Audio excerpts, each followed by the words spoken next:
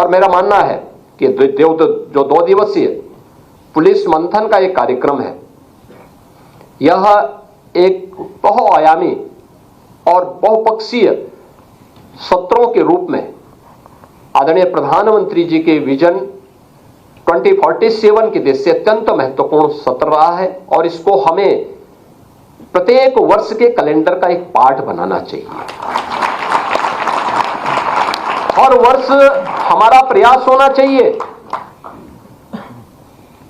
कि जो विषय हमने लिए हैं, हर वर्ष वो विषय लेने आवश्यक नहीं, हां समय समय पर जो भी यहां की जिन मुद्दों पे चर्चा हुई है उसको फॉलोअप करने की व्यवस्था तो होनी चाहिए। संबंधित विभागों के द्वारा उसको फॉलोअप, कितना हम आगे बढ़े हैं उस पर चर्चा करना।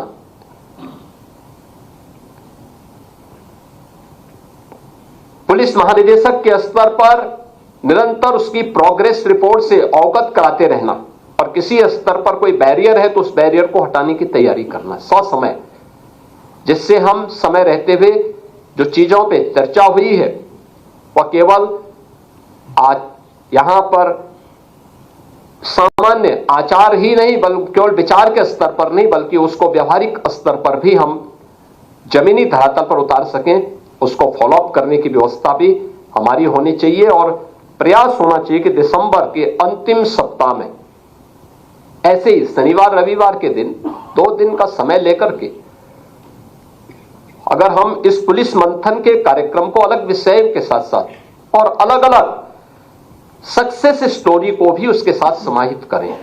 जैसे कुछ अच्छे उदाहरण प्रस्तुत हुए थे। सीपी आगरा ने आगरा की उस घटना का उल्लेख किया था जो वहां पे कन्वर्जन के साथ साथ नेशनल सिक्योरिटी के लिए एक थ्रेट आगरा से देखने को मिला था। यह उदाहरण आंखों को खोलने वाला है। एक जगह का नहीं, अनेक जगहों पर इस प्रकार की चीजें मिलेंगी और केवल कन्वर्जन से जुड़ा हुआ मामला नहीं है। और राष्ट्रीय सुरक्षा के सामने पैदा की जाने वाली आने वाली चुनौतियां हैं और इन सभी पर आने वाले समय में हमें अपने आप को तैयार करना होगा। और पहले से ये प्रेजेंटेशन जो मैंने पहले भी कहा कि टाइम एंड स्पेस का पूरा ध्यान रखा गया। यानी अक्सर होता है कि कोई व्यक्ति महाकाल का शिकार क्यों होता है, क्योंकि वह काल का ध्यान नहीं देता है।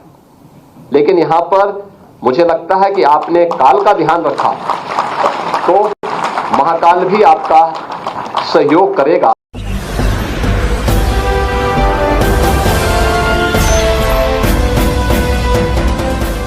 देख रहे हैं लाइव न्यूज 99, राष्ट्र सबसे पहले।